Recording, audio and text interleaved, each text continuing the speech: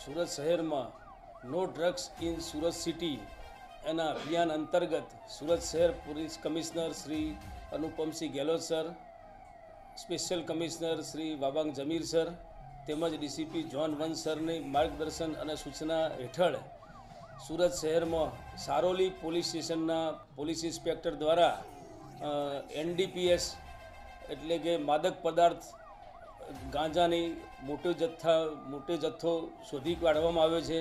અને NDPS act હેઠળ Saroli police સ્ટેશનમાં ગુનો નોંધી 2 આરોપીઓની ધરપકડ કરવામાં આવેલી છે। સમગ્ર ઘટનાની હકીકત જોતાં સારોલી પોલીસ સ્ટેશનમાં આવેલ નિયોલ ચેકપોસ્ટ ખાતે